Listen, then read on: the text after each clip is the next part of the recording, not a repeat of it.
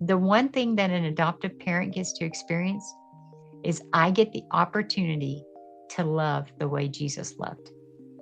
He loves you and me, and we got all our mess and we struck out, and he continues to love us no matter what we dish out, right? And so you get to experience God in a whole new way because you're on the other side. You're now the giver, and God is working through you. You're now the giver. You get to be the grace giver. You get to be all this. And that just takes your relationship with God to a whole new level too, from that perspective. But and this is a fun statistic, and I'll tell you this because I think this is really helpful for families, is when I'm training families and teaching them how to work with kids or whatever, all adoptive parents, and even most parents just in general, feel like we're really failures. Okay, like we haven't done all the right things. We didn't get it right. We let you down, all these things.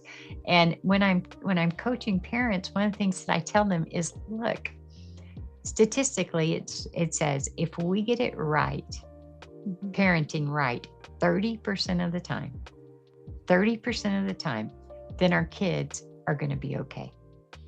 And the reality is if you are a professional baseball player and you bat 300, you end up in the Hall of Fame. Okay, that's 30%.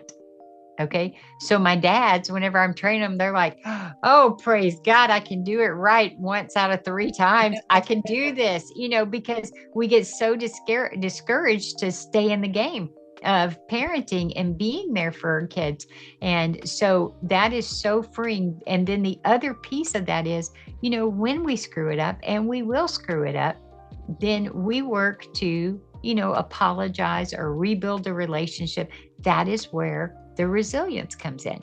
And it's actually more valuable that we as parents aren't perfect, because you need to see how to be able to walk your way through life, right? And so that 30% number is just so freeing for the men that I work with. They're just like, I can do this.